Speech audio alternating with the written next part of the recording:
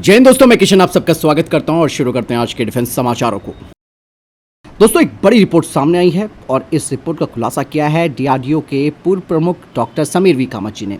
उन्होंने कहा कि भारत ने अपने स्वदेशी आकाश एयर डिफेंस सिस्टम को तजाकिस्तान और तुर्कमेनिस्तान को एक्सपोर्ट किया है और ये एक बहुत बड़ी उपलब्धि दोस्तों आप समझ सकते हैं, क्योंकि अभी तक इस तरीके की रिपोर्ट्स पब्लिक डोमेन में नहीं आई थी, जिसके बारे में डीआरडीओ के पूर्व प्रमुख डॉक्टर समीर वी कामत जी कह रहे हैं। आकाश, आप सबको मालूम है कि इसकी रेंज 25 किलोमीटर है और इस रेंज में ये दुश्मनों के फाइटर जेट, हेलीकॉप्टर्स, ड्रोन और क्रूज मिसाइल्स को मार गिराने की क्षमता रखती है। और यहाँ पर सबसे बड़ी बात यह है कि अब मध्य एशिया के ये देश सिर्फ रशिया पर हथियारों के लिए डिपेंडेंट नहीं रहना चाहते, इवन भारतीय टेक्नोलॉजी पर वो लोग भरोसा जता रहे हैं। इससे पहले आर्मीनिया भारत से आकाश मिसाइल सिस्टम ले चुका है, जिससे कि भारत का डिफेंस एक्सपोर्ट अब 38,000 करोड़ रुपए तक पहुंच चुका है और आगे का लक्ष्य भारत का है 2028 से 29 तक 50,000 करोड़ रुपए तक का डिफेंस एक्सपोर्ट करना। यानी कि भारत हथियारों को न केवल तैयार कर रहा है, न केवल उन्हें बना रहा है, बल्कि एक्सपोर्ट भी कर रहा है। और आप देखिएगा कि आने वाले वक्त में भारत दुनिया को मॉडर्न हथियार बेचने वाला एक बड़ा डिफेंस एक्सपोर्टर बन जाएगा। चलिए, एक और बड़ी अपडेट आ रही है एमका प्रोजेक्ट को लेकर, और इस बार स्टेल्थ टेक्नोलॉजी या हथियार की बात नहीं हो रही है, बल्कि एचएएल के रोल की बात हो रही है। सवाल यहाँ पर आ रहा है कि क्या एचएएल को एएमसी इंजन प्रोजेक्ट से बाहर कर दिया गया? और अभी तक आप सबको मालूम है कि एचएएल के पास ही भारत के हर बड़े फाइटर एयरक्राफ्ट का प्रोजेक्ट होता था, जिसमें कि एचएएल का रोल सबसे मेन होता था, जिसमें कि डिज़ाइन, निर्माण और इंटीग्रेशन सब कुछ एचएएल करता था। लेकिन अब एमका प्रोग्राम के लिए भारत सरकार ने एक नई स्ट्रैटेजी अपनाई है। इस बार सरकार चाहती है कि किसी एक संस्था पर निर्भर रहने के बजाय अलग अलग संस्थाएं अपनी जो विशेषज्ञता है उसके हिसाब से काम करें। मतलब डिज़ाइन एक संस्था करेगी, इंजन दूसरी संस्था डेवलप करेगी और निर्माण में दूसरी कंपनियां योगदान देंगी। मतलब काम को अलग अलग हिस्सों में बांटा जाएगा। और एमका के लिए 110 से 120 किलोन्यूटन थ्रस्ट वाला नया इंजन हमें चाहिए और इसकी जिम्मेदारी मेनली जीटीआरई, डीआरडीओ और एडीए के पास होगी। और अभी हालांकि बात तो क्लियर नहीं है कि भारत फ्रांस के साथ नया इंजन बनाएगा, लेकिन बहुत हद तक ये बात है कि भारत फ्रांस के साथ ही एएमसीए का इंजन डेवलप करेगा।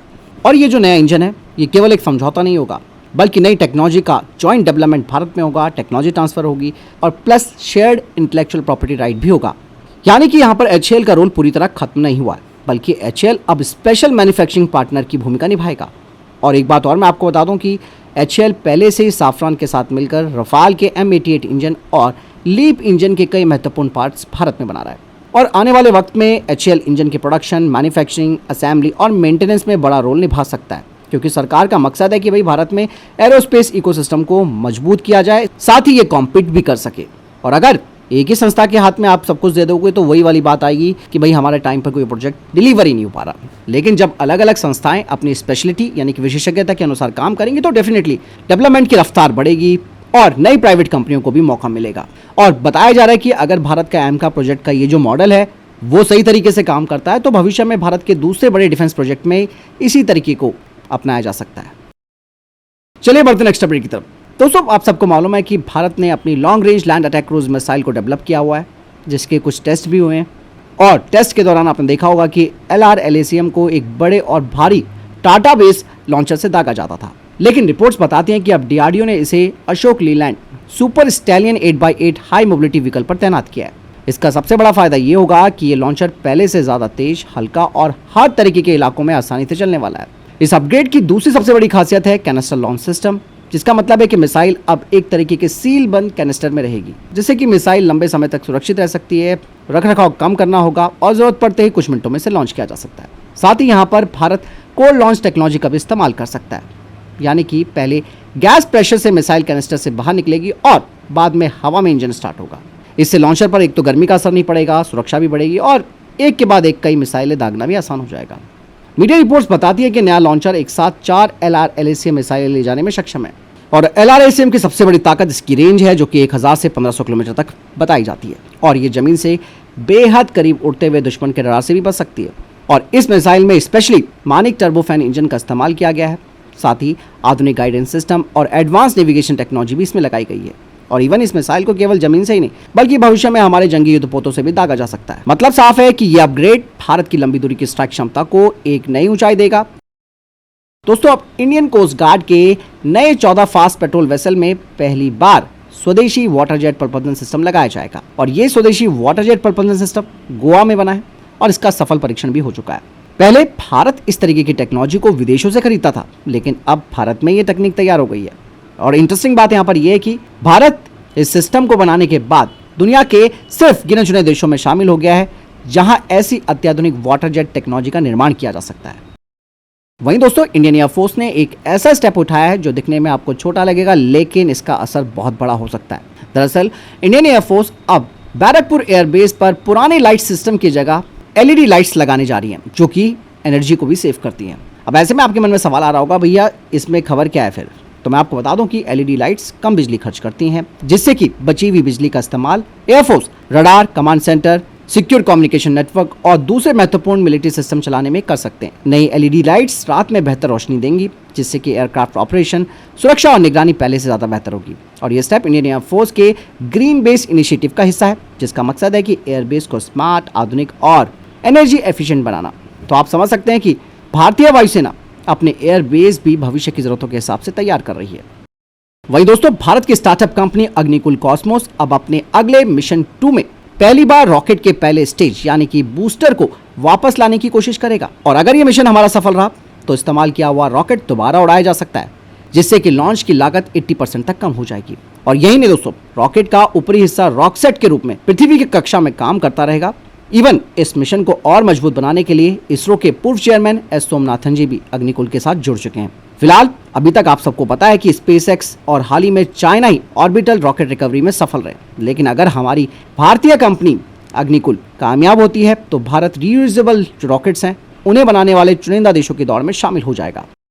वहीं दोस्तों, भारत की एक ड्रोन कंपनी ने एक ऐसा रिकॉर्ड बना दिया है जिस पर पूरे देश को गर्व होगा। मैं बात कर रहा हूं आइडिया फोर्ज की, और आइडिया फोर्ज ने दोस्तों 10 लाख से ज्यादा सफल ड्रोन उड़ानों का ऐतिहासिक आंकड़ा पार किया। इंटरेस्टिंग बात यहां पर यह है कि हर 3 मिनट में आइडिया फोर्ज का एक ड्रोन उड़ान भरता है। इस ड्रोन का इस्तेमाल इंडियन आर्मी, सुरक्षा एजेंसियां, मैपिंग, आपदा राहत और महत्वपूर्ण इंफ्रास्ट्रक्चर की निगरानी के लिए किया जा रहा है। हिमालय की बर्फ से लेकर राजस्थान के रेगिस्तान तक इन ड्रोन्स ने कठिन परिस्थितियों में खुद को भी साबित किया। इसी भरोसे की वजह से कंपनी को फाइनेंशियल ईयर 2026 में 530 करोड़ रुपए के नए ऑर्डर मिले और उसने 500 करोड़ रुपए की फंडिंग भी जुटाई है, जिससे कि अब वे कॉम्बैट ड्रोन और ऑटोनॉमस लॉजिस्टिक सिस्टम्स पर काम करेंगी। मतलब भारत अब सिर्फ ड्रोन का इस्तेमाल नहीं कर रहा, बल्कि दुनिया को टक्कर देने वाली ड्रोन टेक्नोलॉजी भी तैयार कर रहा है। वहीं इसके अलावा एक और बड़ी अपडेट ये आ रही है कि इसरो के वैज्ञानिक जो कि महत्वपूर्ण मिशनों से जुड़े हुए हैं, जैसे कि चंद्रयान और गगनयान मिशन, वो इसरो को छोड़ रहे हैं। यानी कि लगातार रेजिग्नेशन की खबरें उनकी सामने आ रही है। करीबन 100 से 120 जो वैज्ञानिक है उन्होंने इसरो छोड़ दिया। जब ये बात सरकार के कानों में पड़ी तो सरकार अलर्ट हो गई। इसीलिए अब सरकार ने अब यहाँ पर एक नई व्यवस्था लागू कर दी है, जिसके तहत अब ग्रुप ए वैज्ञानिक और इंजीनियर अपना इस्तीफा सीधे सेंटर डायरेक्टर से मंजूर नहीं करा पाएंगे। मतलब हर आवेदन अब डिपार्टमेंट ऑफ स्पेस के पास जाएगा और फाइनल फैसला वही करेंगे। जैसे कि मैंने आपको बताया कि हाल ही के महीनों में 100 से 120 वैज्ञानिक इसरो छोड़ चुके हैं, जो कि महत्वपूर्ण प्रोजेक्ट्स पर काम कर रहे हैं, जैसे कि LVM-3, स्पेसएक्स और चंद्रयान 3, इसके अलावा गगनयान।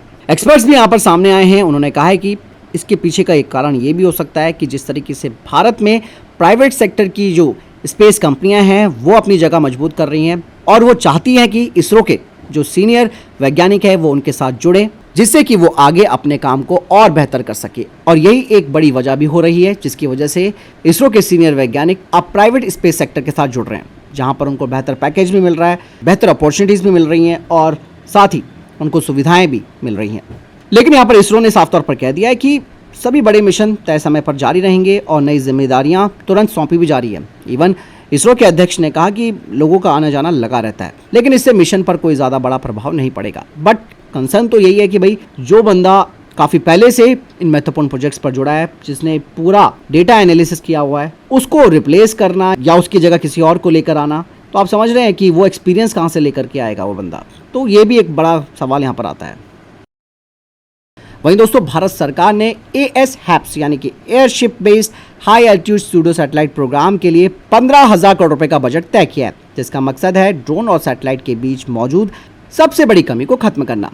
क्योंकि दोस्तों, ड्रोन ज़्यादा ऊंचाई पर लंबे समय तक तो उड़ नहीं सकते, जबकि सैटेलाइट लगातार एक जगह पर भी नहीं रहती है, क्योंकि वो अपने कक्षा में घूमती रहती है। ऐसे में जो ASHAPS है वो इन दोनों की कमी को पूरा करेगा। एक सोलर पावर्ड और हीलियम से भरा हाई एल्टीट्यूड एयरशिप होगा, जो करीबन 20 से 25 किलोमीटर की ऊंचाई पर उड़कर कई महीनों तक इलाके की लगातार निगरानी कर सकेगा। इसका सबसे बड़ा फायदा ये होगा कि Bharat China border, Pakistan border और हिंद महासागर पर 24 घंटे लगातार निगरानी रख सकता है, जिससे कि दुश्मन की गतिविधियां, जहाजों की आवाजाही और किसी संदिग्ध गतिविधि की जानकारी रियल टाइम पर मिल पाएगी। और इवन ये एक सिक्योर मिलिट्री कम्युनिकेशन और इलेक्ट्रॉनिक इंटेलिजेंस में भी महत्वपूर्ण रोल निभाएगा। बढ़ते हैं नेक्स्ट अपडेट की तरफ। अमेरिका ने सऊदी अरब को 20,000 APKAWS-2 लेजर गाइडेड रॉकेट्स बेचने के 1.96 अरब डॉलर के सौदे को मंजूरी दे दी है। ये रॉकेट दोस्तों खासतौर पर ड्रोन, कम ऊंचाई पर उड़ने वाली क्रूज मिसाइलों और छोटे लक्ष्यों को सटीक तरीके से नष्ट करने के लिए बनाए गए। और सबसे बड़ी बात यह है कि एक APKWS रॉकेट की कीमत AIM-120 AMRAAM जैसी महंगी मिसाइलों से काफ़ी कम होती है। यानी कि अब सऊदी अरब छोटे ड्रोन्स गिराने के लिए करोड़ों की मिसाइल खर्च नहीं करेगा। बता दें कि इस सिस्टम को Apache helicopter, F-15 Eurofighter typhoon और दूसरे प्लेटफॉर्म से भी दागा जा सकता है। यानी कि मिडिल ईस्ट में बढ़ते हुए ड्रोन खतरों से निपटने के लिए सऊदी अरब अब कम लागत में ज़्यादा मजबूत एयर डिफेंस तैयार कर रहा है। और आपने देखा होगा कि फ्रांस भी यही कर रहा है। फ्रांस ने भी रफाल से इसी तरीके के कुछ रॉकेट्स लॉन्च किए हैं जो कि महंगी मिसाइलों को बचाएंगे छोटे खतरों के खिलाफ। वहीं दोस्तों ताइवान के आसपास टेंशन लगातार बढ़ती जा रही है और चाइना यहाँ पर अपनी समुद्री ताकत को और बढ़ा रहा है। हाल ही में चाइना की नौसेना ने KQ-200 मैरीटाइम पेट्रोल एयरक्राफ्ट के साथ कई एक्सरसाइज किए हैं, जिनका मकसद है दुश्मन की पनडुब्बियों पर लगातार नजर रखना और उन्हें भागने का मौका ना देना। यहाँ पर दोस्तों KQ-200 काफ़ी खास माना जा रहा है क्योंकि ये चाइना का सबसे आधुनिक एंटी सबमरीन वॉरफेयर यानी कि ASW एयरक्राफ्ट है और ये Y9 ट्रांसपोर्ट एयरक्राफ्ट पर आधारित है जो करीबन 5,000 किलोमीटर तक उड़ान भर सकता है और ये लगातार 8 घंटे से ज़्यादा हवा में रहकर समुद्र की निगरानी कर सकता है। इस विमान की सबसे बड़ी ताकत है इसका सोनोवॉय सिस्टम। सोनोवॉय जो कि छोटे छोटे सेंसर्स होते हैं जिन्हें कि विमान से समुद्र में गिराया जाता है। ये सेंसर्स पानी के अंदर पनडुब्बियों की आवाज़ सुनते हैं और उसकी लोकेशन का पता लगाने की कोशिश करते हैं। मतलब अगर कोई संदिग्ध गतिविधि मिलती है तो KQ-200 दूसरे सेंसर्स और मैग्नेटिक एनोमली डिटेक्टर की मदद से पनडुब्बी की सही स्थिति का पता लगा लेता है, जिसके बाद जरूरत पड़ने पर यह एयरक्राफ्ट हल्के टॉर्पीडो भी दाग सकता है। वहीं दोस्तों अमेरिकी वायुसेना ने पहली बार अपने YFQ-44 एक कोलैबोरेटिव कॉम्बैट एयरक्राफ्ट जो कि एक मानव रहित लड़ाकू विमान है उससे AIM-120 AMRAAM air to air missile सफलतापूर्वक लॉन्च की है। और ये सिर्फ एक मिसाइल टेस्ट नहीं है बल्कि भविष्य की लड़ाई की नई शुरुआत मानी जा रही है। YFQ-44A जिसे कि एंड्रूल इंडस्ट्रीज ने डेवलप किया है, ये एक कोलैबोरेटिव कॉम्बैट एयरक्राफ्ट है जो कि AI बेस्ड विंगमैन ड्रोन कहा जाता है। इसका काम अकेले लड़ना नहीं होता बल्कि F-35, F-22 और भविष्य के 6th जनरेशन के फाइटर जेट के साथ मिलकर यह मिशन पूरा कर सकता है। हालांकि ये जो टेस्ट किया गया है वो डिजिटल टारगेट के खिलाफ किया गया था और अमेरिका ने यह नहीं बताया कि मिसाइल ने वास्तविक लक्ष्य को इंटरसेप्ट किया या नहीं। लेकिन इस टेस्ट ने तो ये बात साबित कर दी है कि ये ड्रोन इंसानी ऑपरेटर की अनुमति मिलने के बाद सुरक्षित तरीके से मिसाइल लॉन्च कर सकता है। बता दें कि इस ड्रोन में 2 AIM-120 मिसाइलें ले जाने की क्षमता दी गई है और ये ड्रोन 50,000 फीट की ऊंचाई तक उड़ सकता है। इसकी स्पीड मैक 0.95 बताई जाती है और इसका ओपन आर्किटेक्चर डिजाइन भी है जिससे कि भविष्य में इसमें नए सेंसर्स, नए हथियार और अलग अलग AI सॉफ्टवेयर आसानी से जोड़े जा सकते हैं।